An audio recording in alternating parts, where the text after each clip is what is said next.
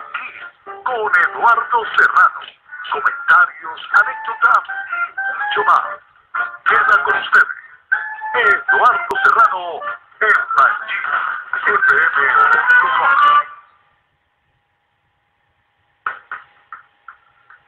Amigas y amigos, buenas noches. Ya estamos al aire aquí en MagicFM.com, la radio del mundo que se escucha hoy. Qué placerazo estar de nuevo y estar de nuevo ante los micrófonos de Pagía. Y encontrarme con ustedes, fieles oyentes de cada lunes del programa aquí con Eduardo Serrano y con Ricky Maya. Amigos de toda América, en especial la gente de Argentina, de Ecuador, la gente de Colombia, la gente de España que siempre está conectándose con nosotros.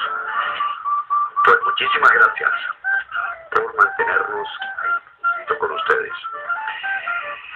Como las semanas anteriores, pues en nuestro país y una vez más les pido disculpas. Pero que nuestros corazones aquí en la ciudad de Miami, en el estado de la Florida, en los United States, están profundamente conmovidos. Nuestra Venezuela está dolida, muy dolida, está herida, está maltratada, y no podemos evitar que estas sensaciones estén sobre nuestra piel. Lo mismo le ocurre a nuestros invitados, y sé que a ustedes, que son nuestros compatriotas latinoamericanos, y también la gente de España, porque muestras de ello hay muchas en las redes sociales, están pendientes, el mundo entero está pendiente de qué está ocurriendo en Venezuela y qué va a pasar con ese salvajismo, con ese absurdo de cómo se están manejando las cosas en nuestro país. Pero hoy tenemos dos invitados muy especiales. El señor Eduardo Sopelli, quien fue periodista muy calificado, pero que llegó al cargo de ser jefe de prensa de Radio Caracas Televisión y también de Radio Caracas Radio estuviste un tiempo. Ya les voy a dar el micrófono a ellos para que los salude. El señor Carlos Núñez, que es una especie de politólogo, ¿verdad? Un analista del mundo de la política. Hoy ustedes están acostumbrados a ser ustedes quienes entrevistan. Hoy nos regalan, nos dan el inmenso placer de que sea yo quien tiene el privilegio de hacerles preguntas. Pero la oratoria de este par de personajes es muy grande. Yo, por ejemplo, he estado con Carlos en algunos programas de los programas que él tiene. Y evidentemente él en ocasiones se limita mucho para que sea el invitado quien hable. Entonces hoy te voy a cambiar la balada. Hoy voy a preguntar muy poco, tampoco a ti, Eduardo. Pero sí les quiero proponer algo. Decía al comienzo que nuestra Venezuela está herida, profundamente herida, y que nuestros teléfonos y todos los mecanismos que tenemos gracias a la tecnología para enterarnos de lo que está pasando están saturados de imágenes terribles, imágenes dolorosas, imágenes que conmueven al mundo entero. Bien, pero esa es la realidad. Pero ¿qué pasó con nuestra Venezuela? Que es lo que yo quisiera que habláramos un poco. ¿Qué pasó con nuestra Venezuela? Esa Venezuela que tuvimos hace más o menos 19, 20 años atrás. Una Venezuela en la cual estábamos tan felices y no lo sabíamos, como se ha comentado por ahí. Una Venezuela que llega teniendo una historia en todos los sentidos, no solamente política, sino una historia sólida en cuanto a la educación, porque nuestras universidades han sido motivo de orgullo en el deporte, en las artes, en la pintura, en la escultura, en la arquitectura, en la medicina. Llegamos a ser un país importante. ¿Cuándo arrancó esa importancia? Yo me voy a permitir un comentario rapidito antes de presentar a ustedes a mencionar a un personaje que se llamó Marcos Pérez Jiménez. Marcos Pérez Jiménez fue un dictador terrible que tuvo la nación, pero que desde el punto de vista social, no sé si estructural, tenía un proyecto serio y concreto y lo llevó a cabo hasta donde pudo, hasta que se tuvo que ir, porque el pueblo lo rechazó. Pero esa Venezuela que arranca en ese momento, que era, si se quiere, me voy a tomar la libertad de decir, una Venezuela rural, gracias a las inmigraciones que él condujo hasta Venezuela, que recibió, que propició, Venezuela se transformó y avanzó en muy corto tiempo hacia el modernismo en todos los sentidos. Yo no sé si arrancar preguntándole primero a saludar a la gente, pero vamos a ese tema de nuestra Venezuela que hoy no tenemos. ¿Por qué? ¿Cómo ven ustedes eso? Eduardo, el micrófono es suyo. Muchas gracias, tocayo. La verdad que siempre es un gusto estar en tu programa, que lunes a lunes lo seguimos con muchísima atención, somos parte de tus fanáticos, al igual que del querido amigo Mickey Mata. Hoy más que nunca, con el orgullo de compartir con una persona que he aprendido a querer aquí en los Estados Unidos, a respetar mucho, porque es un gran venezolano. Además, si es de Bejuma, tiene que ser bueno. Se trata nada más y nada menos que de mi gran amigo Carlos Núñez. Sí. Bueno, tú estás haciendo la pregunta cuyo nombre es un programa muy viejo de Radio Caracas Televisión, el programa de las 64.000 lochas. Para los que no conocen lo que es una locha, la locha era una moneda que corrió en Venezuela durante muchos años, era la octava parte de un bolívar, y por eso locha, la ochava parte, por eso sí es el nombre de la locha. Este programa de concurso daba 64.000 lochas, que en aquel entonces, en los años 50, eran el equivalente de 8.000 bolívares. Wow. Que con eso te podías comprar una casa, un carro, una lancha, y tener, digamos, 2 o 3 negocios. 8.000 bolívares, si sacamos el dólar a 4.30. No, y todavía Miki, era a 3.35. Exacto. Más de 3.35, todo más de 2.000 dólares. Era cuando el bolívar era más fuerte que el dólar. Así es. Entonces, fíjate, esa es la gran pregunta. Lo que tú estás haciendo es la gran pregunta. Tengo un gran amigo venezolano, Henry Rodríguez, que dice, ¿en qué momento nos cambiaron el ADN en Venezuela? ¿Quién nos robó el ADN? Bueno, no hay duda. Quien nos robó el ADN se llama Hugo Rafael Chávez Frías. Exacto. Fue el principal responsable, sigue siendo el único y exclusivo culpable de la tragedia que vive el pueblo de Venezuela. Un hombre con un gran complejo por ser una persona que nació en un hogar humilde, cosa que mucha gente en Venezuela se enorgullecía de nacer en hogares humildes, y en una tierra de promesa como era Venezuela. Mira, vimos a mucha gente que se hizo empresario, que se hicieron comerciantes, y de esa extracción humilde lograron levantar familias y convertir a Venezuela en un país de gran promesa. Acomplejado no, acomplejado que se definía o se autodefinía como el vendedor de arañas de azúcar, un dulce que se come en la región donde él nació, Sabaneta de Barinas, el estado de Barinas. Este señor, con un enorme desprecio por la gente pudiente, por la gente que tenía un grado de preparación mayor que él, creo que hizo un juramento de venganza. Y digo, bueno, si yo fui pobre y nací en la pobreza, yo voy a convertir a toda esta gente en pobres, y voy a empobrecer al país. Y lo cumplió. Y lo logró con gran éxito, sí, con gran éxito. Entonces esa es la síntesis, a mi juicio, de lo que ha pasado. Don Eduardo, te iba a comentar, preguntar algo. ¿Tú crees que podría haber un 50% de complejo, un 50% de resentimiento? Porque son dos cosas distintas, pero creo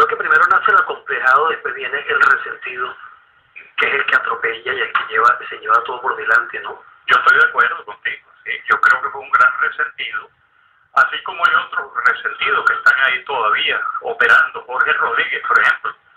Jorge Rodríguez, que es el alcalde de Caracas, fue un tipo que además tuvo un desempeño terrible en el Consejo Nacional Electoral. Fue presidente del Consejo Nacional Electoral y engañaba a todo el pueblo. Él decía que él era un hombre independiente y balanceado, y terminó siendo una de las fichas más importantes del Partido Socialista Unido de Venezuela. Pero ese señor, igual que su hermana, que es la canciller, doña Delcy, la llaman Delcy la Fea, ellos son hijos de Jorge Rodríguez, un delincuente, secuestrador. Secuestró al industrial norteamericano William Franz Niehaus, y casi lo matan, sí. ¿Se la escapó? Sí, pudo escaparse y eso lo salvó. Este señor pagó en la justicia, fue preso y murió en los calabozos. Los hijos, ese resentimiento por la muerte de su padre, que no era ninguna buena fichita, le han pasado la factura a Venezuela, la señora canciller y el señor Rodrigo de Gato Catarroto. Sí, entonces, no hay duda. Esa es mi visión, la de Carlos Núñez. Carlos, cuéntanos. Bueno, primero que todo agradecerle, porque al igual que Zapene, mi gran amigo, mis grandes amigos están conmigo aquí. Y para mí es un honor tener a dos Eduardos de la categoría de los Eduardos y a un señor que se llama Mickey más de enfrente de la categoría de los Mata también, que vienen de Valencia, o tú sabes, vivían un poco más allá de Beruma, era un poquitico más arriba, decían a ellos porque eran de Valencia. Pero hablando un poco en serio y agradeciéndole de verdad la oportunidad que tengo de dirigirme a tu público, Eduardo, y uno analizando pues de su ángulo y de sus estudios y de todas las investigaciones que uno tiene, voy a comenzar por decirte que Venezuela no está herida. Venezuela está curándose de la herida. Ah, qué interesante. O sea, en Venezuela se están dando los pasos, aunque haya más dolor, como los dolores de parto. Una mujer pasa 9 meses embarazada y sufre sus dolores nada más que para dar a luz. Correcto. Eso está pasando en Venezuela. La herida se está curando y queda muy poco. O sea, ellos están huyendo hacia adelante y están maltratando y están tratando de sostenerse porque la pared, ya no tienen más para dónde correr. Y estoy seguro, muy seguro, que dentro de muy pocos días, escúchame lo que estoy hablando, vamos a tener noticias de gente que tú ni piensas que van a dar paso, pero lo van a dar. Así como ya lo dio la fiscal, así como lo dio la doctora Rondón de Sansó, que es una mujer brillante en el derecho, profesora, y una mujer que sabe lo que está diciendo, así como Rafael Ramírez y unos que otros generales, ya no activos, pero que estuvieron muy activos con el gobierno de Hugo Chávez, ya están dando los pasos para que el parto se dé. Entonces, acotado eso, de que Venezuela se está curando de la herida, se va a curar de la herida. Te digo que yo comparto con Eduardo lo que él dice, pero yo me voy un poquito más atrás. Yo creo que el proyecto de Cuba consiguió el Hugo Chávez, su gran mentor. Ya, ¿cómo lo contigo? Eso lo he mantenido yo como idea, como pensamiento. Este títere que se llamó Hugo Chávez, títere de ese cretino que se llamó Fidel Castro, era el monigote ideal para poner pie en tierra continental, porque el proyecto no creo que se quedara en Venezuela. Correcto. La idea era conquistar con su comunismo y su socialismo a toda Latinoamérica. Acuérdate que Hugo Chávez, cuando llegó al poder, decía: la cruzada del sur no va a ser por el oeste, sino por el este de América del Sur, o sea, era por Brasil.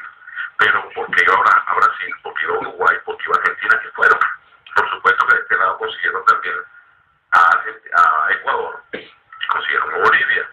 Nunca pudieron entrar a Chile. En Perú lo frenaron a tiempo. Y Colombia en parte. Yo digo que en parte porque Bolivia fue suspenso. Exactamente, pero ya también están echando para atrás. Sí, ¿no? Ojalá, yo soy parte. Entonces ese proyecto nace con Fidel Castro. Pachurucuto fue en 1961, el año que este aquí nació. Pero yo no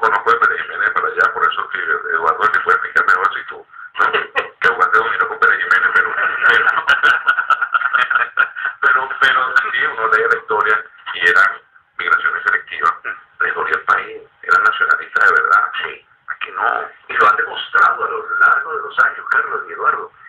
¿Cómo tú ves gente venida de Europa que hoy en día dicen, son venezolanos? ¿Vale? Sí, yo soy más venezolano que tú, y muchos de ellos tienen razón. Dice, Dios lo tenga en la gloria, el papá de Carmen Julián, Juan, él le dijo un venezolano una vez, ¿qué edad tienes tú? 40. Pues mira, yo tengo 50 y pico, y de los 40 tengo aquí en Venezuela 18. Entonces yo soy más venezolano. Exactamente, exactamente. Y es que eso le dio la grandeza a Venezuela. Venezuela se convirtió en un crisol de razas. Una de las cosas inteligentes de Pérez Jiménez, que por cierto, salvando las distancias, la dictadura de Pérez Jiménez pareciera hoy así como una especie de cuento de hadas, una cosa, con la corona inglesa comparado con esto. Prácticamente, sí. Porque además es una visión de una dictadura de derecha a la visión distinta de una dictadura de izquierda. Las dictaduras de derecha son progresistas, tienen que hacer obras grandes, faraónicas, porque no hay ideología por medio. La dictadura de izquierda es ideológica, y entonces es aquello de venderte que el rico es malo y que el trabajo no dignifica y que todos deberíamos de disfrutar de la misma cantidad y calidad de dinero. Eduardo, de la envidia. La explotación de la envidia. Porque si te toca la envidia y tú dices, el de al lado de mi casa tiene y yo no tengo, no porque yo no estudié, no porque yo no trabajé, sino porque el de al lado me lo quitó. Entonces ahí comienza el trabajo del comunista. Y fíjate que, retomando el concepto, Pérez Jiménez, un hombre de muchísima inteligencia, progresista, abrió las fronteras de Venezuela a los españoles, a los italianos, a los portugueses, a los árabes, que de hecho en esos países se venían de la Segunda Guerra Mundial. Eran países que económicamente no daban posibilidades, en cambio Venezuela era la tierra prometida. Y ocurre ese fenómeno que el que llega a Venezuela nunca más quiere irse de Venezuela. Yo conocí familias del paraíso donde yo nací, paraíso en Caracas, italianos, españoles, que en un momento dijeron, vámonos a la tierra, a nuestra tierra, se devolvieron a Europa y a los 6 meses estaban en Venezuela de nuevo, diciendo, no nos acostumbramos a aquello. Eran ya más venezolanos que los venezolanos, como tú estás comentando, Eduardo. Entonces, ese fue el prodigio venezolano, y por eso digo yo que tenemos además tantas bellezas, tantas mujeres bellas, que el cruce de razas. Es que mira, perdona que te interrumpa, Eduardo, pero es que fíjate, yo tengo un ejemplo muy corto de eso, para que sepas lo que tú estás diciendo.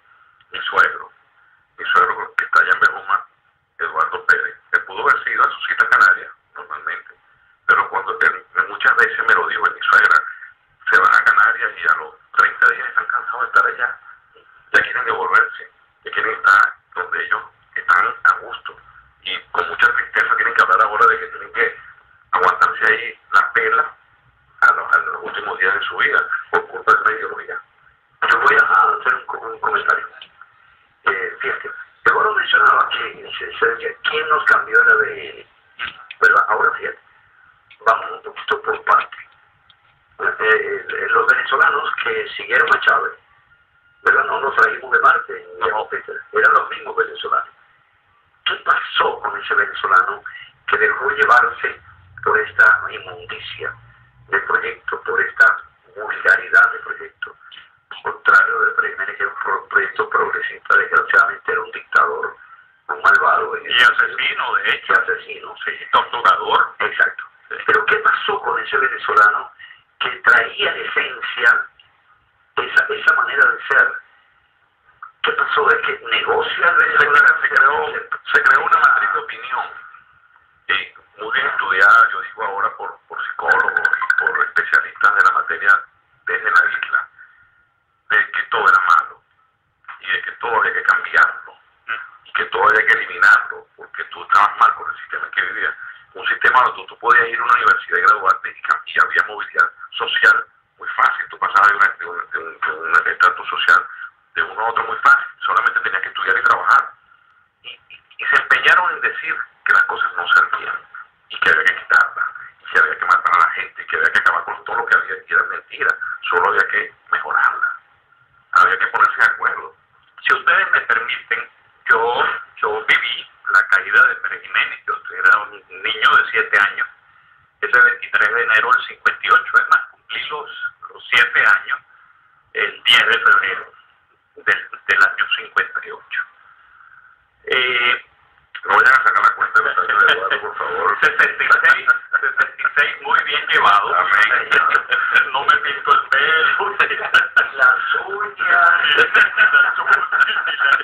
ceja. y me saco las cejas. No, nada de eso. No usan peluquín como Eduardo Serrano. Perdón. No peluquín. Mírame tú, peluquín para con esa calvicie que tienes. Yo no puedo ser resentido. ¿No te acuerdas aquella marca que era Cuchita? Cuchita. Esta es la cuchita de Eduardo. Y de Henry Vaca, y de Henry Vaca, y Henry Vaca, dos cuchitas que quedaron en la historia. Bueno, señores, por favor. Estamos argumentando seriamente. Es verdad. Bueno, fíjate, a la caída de Pérez Jiménez, yo veo un país, a mi corta edad, veo un país lleno de promesas. Empiezan a regresar políticos del exilio, Rómulo Betancourt, Rafael Caldera, Jovito Villalba, gente extraordinariamente calificada para conducir los destinos del país, además gente de la gloriosa generación del 28 que habían peleado contra Juan Vicente Gómez, otra de las dictaduras que asolaron a Venezuela. Y fíjate que yo siento, y creo que hoy en día ningún venezolano me puede rebatir, que los primeros 3 periodos democráticos, Betancourt, Leoni y Caldera I, como se le conoce hoy en día, fueron 15 años de gloria para Venezuela. Fue dado el empuje que ya le había dado Pérez Jiménez al país, esta gente lo capitalizó y lo potenció. A los 15 años siguientes del 58, Venezuela era con todas las características de una gran potencia. Carlos tiene razón en eso de se empezó a hacer un diagnóstico de esto es malo y esto no está bien. Es más, yo creo que el venezolano se convirtió en algo muy quejoso. Yo recuerdo que mucha gente decía, es que en Venezuela no elegimos al presidente, al mejor presidente, sino al menos malo. No elegimos al más apto, sino al menos malo. Y había quizás cierta razón en aquello, porque el país demandaba verdaderos presidentes y verdaderos estadistas al frente del país, por supuesto, porque el país tenía un potencial de crecimiento enorme. ¿Dónde empieza esa semilla de la queja? No tengo la menor duda que fue Fidel Castro. exacto, coincido contigo. El hombre que metió ese germen que trajo, como dicen, en las aguas que trajeron estos barcos. Y fueron trabajando y fueron horadando. Con mucha paciencia, como lo saben hacer ellos. Mucha constancia, mucha paciencia. Descalificando todo el proceso democrático. Porque además todos estos presidentes se oponían a Castro. Tenían algún tipo de relación formal, diplomática, cultural. Pero mira, Betancourt tanto adversó a Castro que se dice que parte del atentado de Betancourt en los próceres fue... Oye, fíjate tú que en el derecho, cuando uno está en quinto año de Derecho Internacional Público, hay un proyecto afectado por las naciones que se llama el proyecto de Betancourt, que es la no aceptación del gobierno de facto. Así es. Por Fidel Castro fue eso. Así, y ahí mismo se llevó a Chaquita Trujillo, a Somoza, que eran los dictadores de la zona de la zona, de los malos. Ahora fíjate, Eduardo, si seguimos buscando el germen de la cosa, hay un problema que fue, para mí, yo lo he venido discutiendo y lo hemos analizado con muchos abogados también cuando estábamos en Venezuela. Y el germen de esto comenzó con la reflexión de los presidentes no inmediata en la Constitución.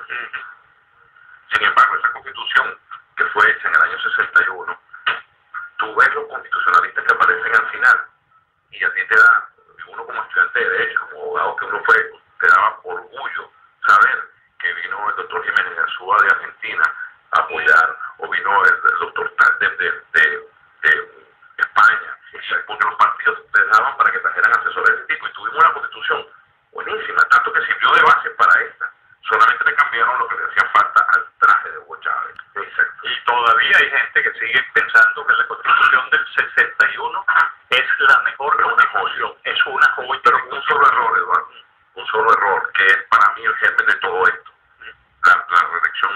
inmediata del presidente. Así es. Haber dejado un espacio de 2 periodos en el medio convirtió a los políticos un poco más jóvenes en dejar la presidencia pensando en 10 años. Sí. Pero y gracias a Rafael Caldera, pero y gracias Carlos Andrés Pérez. Y nosotros dos no lo hicieron porque Chávez lo jubiló, que era Lucinche y Luis Herrera. Todos trabajaron en función de ser presidente otra vez. Sí. Fíjate tú, ¿quiénes no lo hicieron? Betancourt, que para mí es el demócrata más importante de América. Leoni no lo hizo. Pero Caldera era mucho más joven y sí lo hizo. Sí. Caldera se preparó un segundo periodo. Y Herrera tampoco.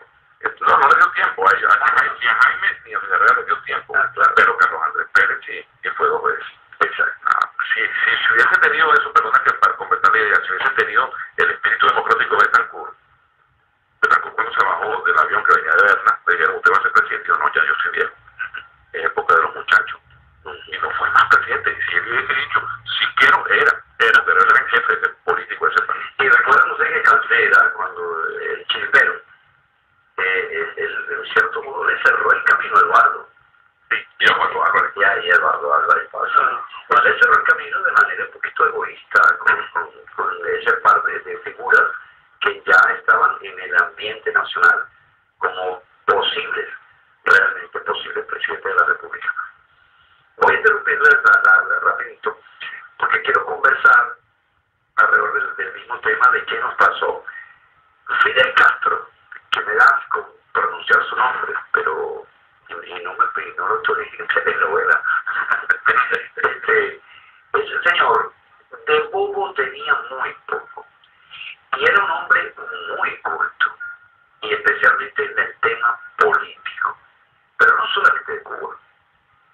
Fidel Castro analizó todo el proceso político de Latinoamérica, donde indudablemente la tentación de Venezuela estaba siempre en primer plano. Cuando este señor Chávez va a Cuba por primera vez, invitado por Fidel Castro, ya Fidel tenía una radiografía de qué iba a pasar en Venezuela con las clases más necesitadas. Ya él manejaba que era el 80% de la gente más pobre. Y él tenía clarito que el caldo de cultivo estaba allí. O sea, esa noticia que para nosotros después tal vez reaccionamos y decimos, bueno, es que en Venezuela había cierta injusticia social. Ya Fidel lo tenía clarito y sabía cuál era el camino a seguir. Agarrar un idiota que pudiera, con alpargatas, recorrer al país y conmover a esa parte de la nación de los 80% de yo soy la justicia y ahora todos vamos a mandar el pueblo. Pero eso lo organizó Fidel de manera perfecta, de manera brillante, porque le sacó lo que tenía que sacarle, empobreció a Venezuela y la convirtió en lo que somos hoy en día.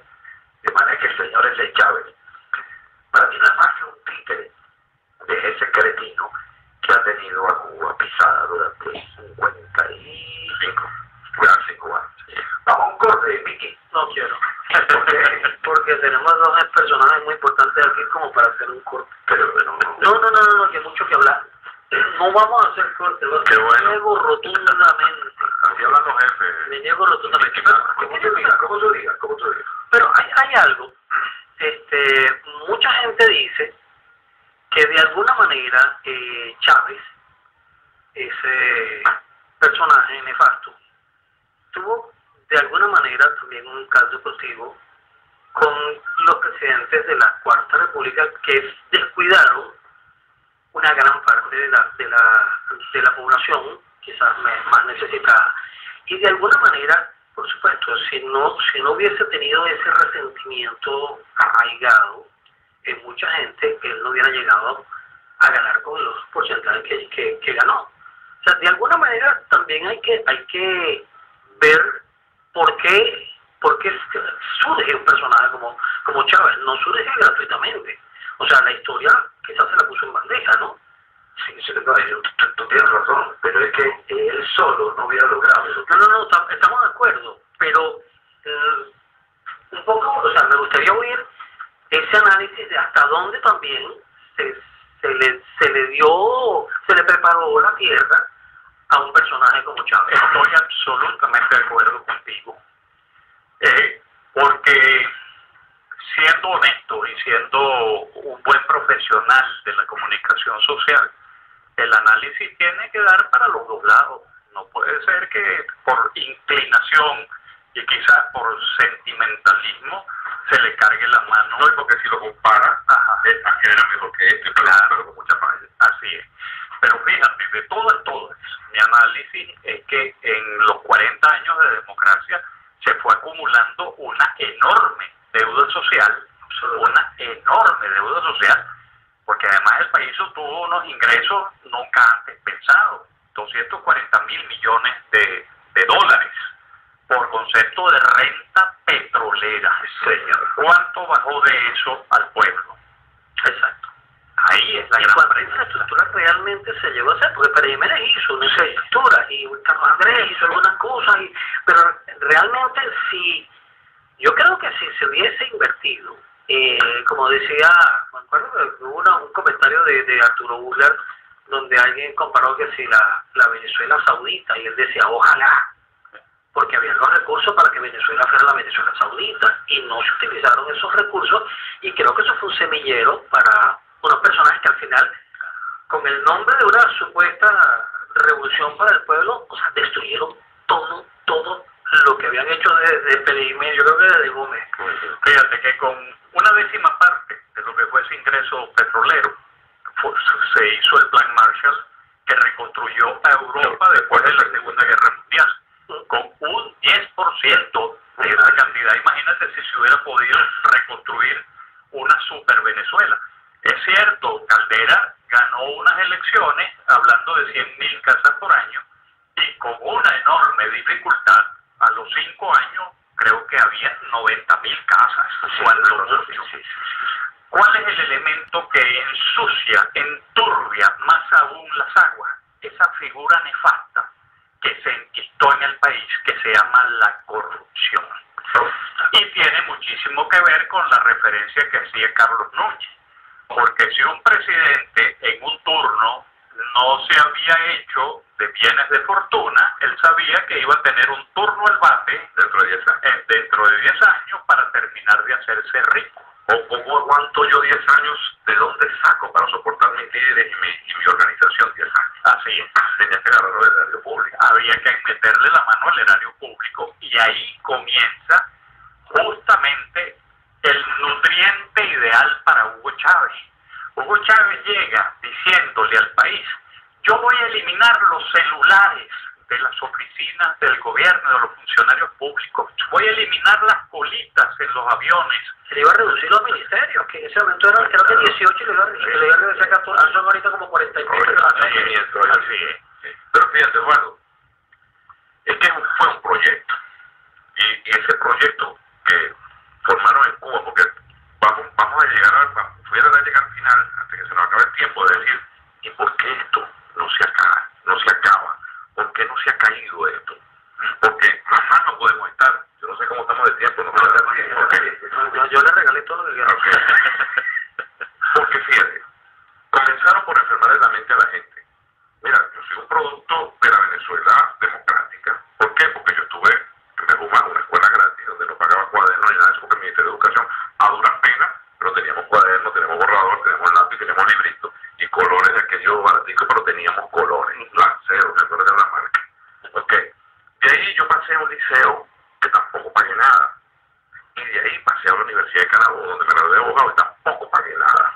Eso me permitió a mí trabajar, ser alguien, y yo proponerme metas, cumplir metas, salirme quizás de un estatus que tenía antes, ¿verdad? Y estar en otro. Eso es producto de la democracia. Por eso yo defiendo bastante la democracia. Cuando la gente dice, no, que es que no se hizo nada, no, si se hizo, si hicieron universidad, si hicieron metro, si hicieron carreteras, si hicieron todo, ¿no? Lo que pasa es que Pérez Jiménez la hizo también, que la gente se recuerda de Pérez Jiménez. Pero lo que venía por dentro, que tú bien nombrabas, Eduardo Zapena, porque a mi izquierda está Eduardo Serrano, es el problema que se fue consumiendo ese detallito de la envidia. Pero voy más allá, es una franquicia. Mira, Fidel Castro hizo un McDonald's político perfecto. Sí. Bueno, Carlos, en conclusión, Venezuela fue víctima de una conspiración. Con como en los últimos 100 años de paso, porque Venezuela hemos tenido golpe tras golpe y siempre estamos esperando un golpe. Pero es que además hay indicadores clarísimos. El Caracazo fue febrero del 89. del 89. Y tú dices hoy en día, ¿quién propició el Caracazo? La misma gente que está en el gobierno hoy en día.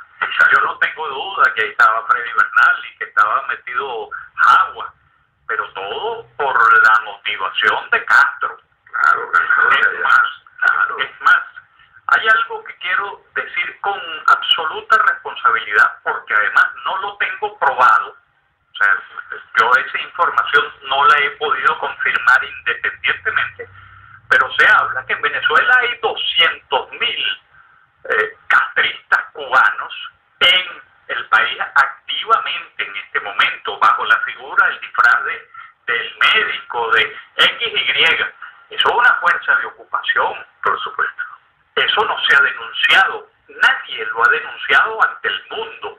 Por lo que yo digo, caramba, tengo una sospecha de que esa cantidad no sea la que se dice, porque yo he oído 40.000 médicos, 60.000, XY. Lo que pasa es que Rampa 4 de Maiquetía es una puerta libre para que los cubanos entren y salgan de su casa. Sin ningún tipo de control. Al igual que todos los amigos de Bielorrusia y de iraníes.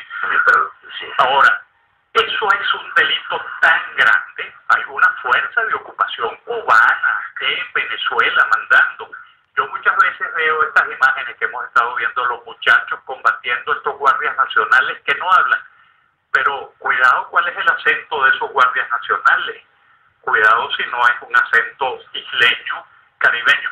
Yo quiero también otra cosa, una aclaratoria. Cuando hablo del pueblo cubano, tengo un gran cariño por el pueblo cubano. Yo me refiero a los castristas, a los agentes de Castro. Quiero hacer esa separación, porque a mí muy válida además. Sí, me dolería mucho que dijeran estos venezolanos. Resulta no, son esos chavistas, no esos venezolanos. Y ellos están claros de que cuando hablamos de Cuba, hablamos de estos cretinos de los Castro. Así es. Y eso por 200.000, Eduardo, están esperando que se caigan para irse. Sí, claro. No queda uno, no se devuelve uno a la isla. Pero lo que yo pienso es que esa falta de respeto, porque hablan del intervencionismo del imperio yanqui, el intervencionismo de la derecha, lo viven diciendo, y el intervencionismo de los cubanos, de los Castro, ese no lo van a denunciar nunca. Los iraníes están en el sur, ya nos sacan de Uranio, estamos invadidos.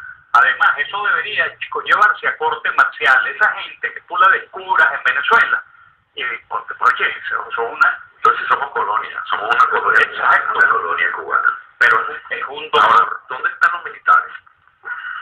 Los militares que diría un amigo mío en la M. Entonces, ¿por qué no ha salido ningún militar? Todo el mundo se hace una pregunta. Y yo en mi programa porque hay miedo, Carlos, hay miedo. Porque son cómplices. Bueno, claro. Porque lo hicieron cómplices. El gran negocio de los cubanos, perdón, de los castristas, fue haber hecho a los militares cómplices. Sí, los militares son cómplices del narcotráfico, en esos cerros y en esos barrios. Porque la verdad, chicos, importándole 3 pitos. Yo creo que ahí hay un problema cultural, político-cultural, que se dio en Venezuela. Eso digamos, los tabaratos, es verdad. Y yo creo que hay una clase media que vivió indolente frente a las grandes necesidades del país. Ahora bien, como la idea no sería centrarnos en eso, sino ¿qué nos pasó?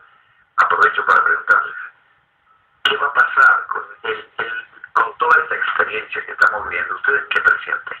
Que el venezolano después de la caída de este señor y de estos bandidos, ese venezolano volverá a ser como ese que hemos soñado y como ese que hemos conocido. Hoy estuve siguiendo muchísimo el fracaso de parte de mi trabajo, ¿no? Y echando mano a la información que llega por las redes sociales.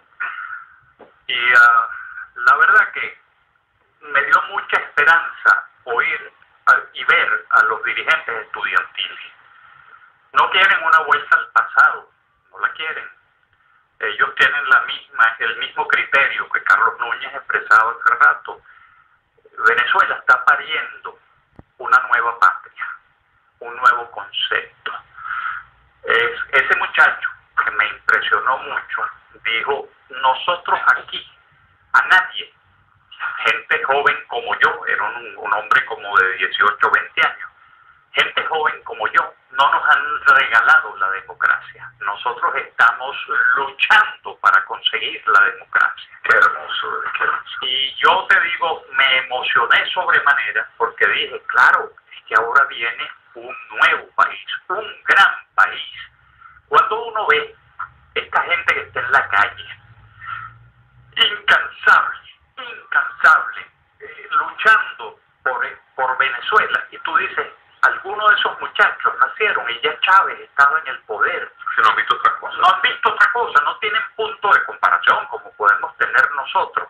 Y sin embargo creen que puede haber un nuevo país, un mejor país.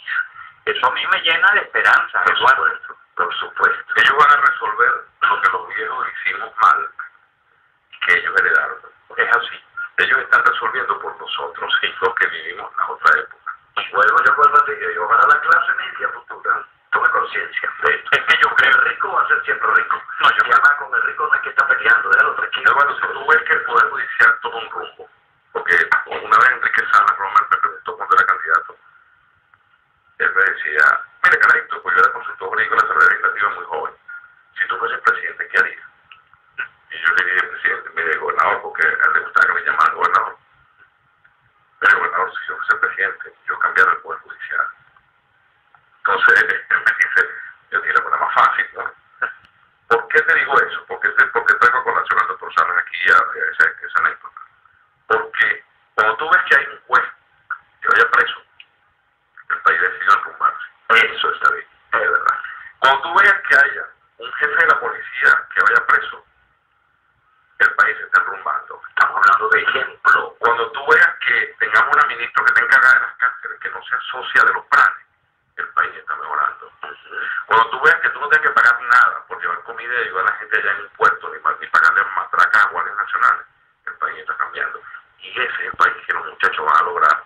Porque tú sabes que ya se cansaron de vivir mal y se cansaron de pagar las culpas de los viejos. Sí. Fíjate, Carlos, que es tan cierto lo que tú estás diciendo, que el año pasado se cayó en la tentación de ir a ese bendito diálogo, un diálogo mentiroso, pero era la vieja política la que estaba actuando en función de ese diálogo, y se dieron cuenta de inmediato, y qué bueno, rectificar es de sabio, pero ¿quién motivó eso? La presión popular, la presión de esta gente joven, que le ha mandado un gran mensaje a los políticos de oficio. Miren, no se equivoquen, nosotros somos los que los estamos empujando para que ustedes tomen las acciones del cambio. Pero ya nadie oye lineamientos de acción democrática o de primero justicia. No señor, ahí la visión está muy clara. Y Venezuela está pariendo un nuevo país. Yo lo que aspiro es que pase lo que pasó a raíz de la caída de Pérez Jiménez, que como yo decía, por lo menos 3 periodos presidenciales fueron de progreso, de desarrollo, de honestidad, con gente proba y digna en los distintos poderes que se conocieron como el periodo Betancur, Leoni y Caldera. Ya después empezó la degradación, lamentablemente. Yo espero que esta vez por lo menos eso se extienda en el tiempo o que no se repitan los errores. Y que los políticos que tomen conciencia. Son que sean de elección popular, dejen de pensar siempre en las próximas elecciones. Sí. Porque el problema es esa demagogia que tiene el país hundido. O sea, tú no sabes decir que no. Tú no haces nada para que dentro de 3 años no fueran a votar por ti. Y tú haces lo que sea, pero tú tienes que seguir siendo. Mira, si tú ves que en el país hay, en las próximas elecciones, no sé cuándo van a ser, creo que van a ser muy pronto, 10 candidatos, la cosa está buena. Porque estamos en una democracia y la gente va a votar por el mejor. Y ahora sí van a votar por el mejor, no por el que tenga mejor propaganda, sino por el que vea más guerrero. Bueno, por el que está rasqueado con ellos. Exactamente, al más guerrero. Entonces, y los obligaron a hacer la calle, a fresquear ellos. Y da gusto verlos a todos. Porque no es de verdad que ver a este muchacho que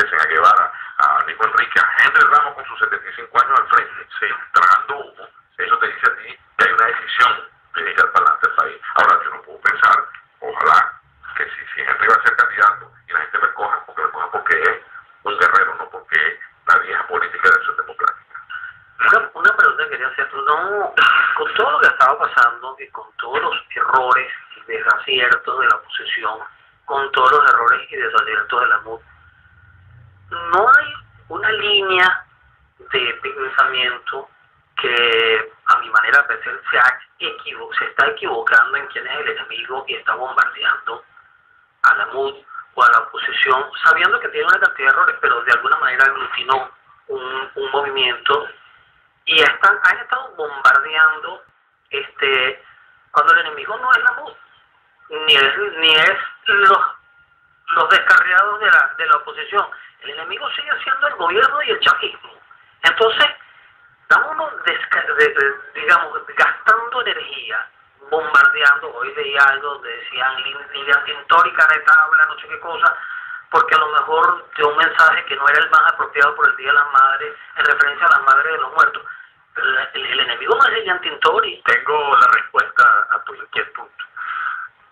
Esto ha sido tan maligno, tan diabólico, que lo primero que se trata de destruir es los medios de comunicación. Cierran Radio Caracas, cierran 34 emisoras del grupo Belfort, del CNB, empiezan a presionar a los medios para que vendan. Y en muchos casos yo siento que se tuvieron que vender medios porque era obligatorio, era o vendes o vendes. Prácticamente el ultimátum. O vendes o te lo quitas. Bueno,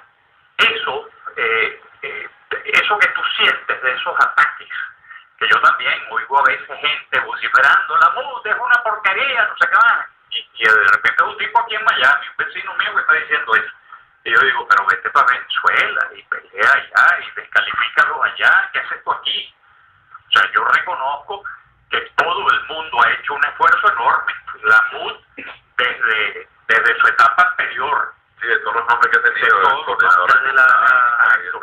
siempre hubo una gran intención, pero la desinformación, el rumor es una industria, y además el G2 cubano, claro, el G2 cubano lo maneja como los dioses, entonces esas descalificaciones vienen de esos mismos laboratorios que ellos han ido perfeccionando, Carlos, más de 50 años. Y para ponerle una corona a eso que tú estás diciendo, que es totalmente cierto, hay también personajes públicos aquí que se prestan. Así, claro. Qué bueno, porque también practican la vida política. Sí, yo quiero estar ahí, y yo soy el que debo estar y tú no. Sí. Entonces yo juego, tú sabes, al muñeco sin cabeza. El quítate tú para ponerme yo de Chávez. Fue así, fue un quítate tú para ponerme yo. Vamos a jugar muñeco sin cabeza y gana el muñeco que quede con cabeza. Con cabeza. Venezuela, a futuro, ¿cómo la ves? Yo siento que vamos encaminados, y esto es irreversible, vamos a recuperar la libertad, la democracia del país. Ya el pueblo lo decretó. Yo tuve mis dudas, y debo ser sincero, tuve mis dudas, tuve mis flaquezas hace un año, a raíz de esa mesa de diálogo bufa, además la participación del Papa, que creo que lo engañaron, aunque mucha gente dirá, y el Papa es tan ingenuo que se dejó engañar, pero en conclusión, siento que ya el pueblo tomó la determinación, ya no es ni chavismo, ni madurismo, ni socialismo del siglo XXI, ya está decretado, es un nuevo sistema político que va a tener enormes transformaciones y van a despegar a Venezuela y la van a encumbrar a ese primerísimo primer lugar que tiene y que se merece como país, como nación democrática y como ejemplo de libertad. Claro, no te firmo eso, porque solamente me falta firmar eso que acaba de decir Eduardo Zapena. No me queda sino dar las gracias a los dos por habernos dado el privilegio de tenerlo en este programa. No, el privilegio es mío, por lo menos es el mío, el nuestro es nuestro. Gracias. Sé que ambos son capaces de mantenernos muchas horas conversando, porque el tema en ellos no se agota. Tienen mucha información, tienen mucho conocimiento, tienen mucha experiencia. Pero lamentablemente el tiempo es implacable. Y nos toca ya despedir el programa. Gracias, Eduardo Zapena. Gracias a mi hermano Núñez. No, gracias a ti, Eduardo. Gracias, Miki. Que Dios me lo bendiga. Gracias. Por fin. Costó traerlo. No. 3 semanas hablando de la oreja. Es un placer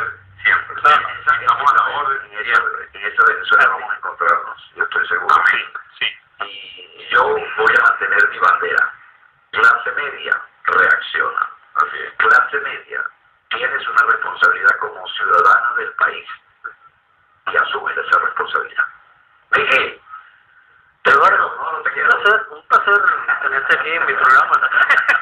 Vamos a tener, Dios mediante, un país donde morir. Sí. Y hasta el día de hoy no lo tenemos, no lo vamos a tener. Eso. Así es, amén. Bueno, un placer, hasta el próximo.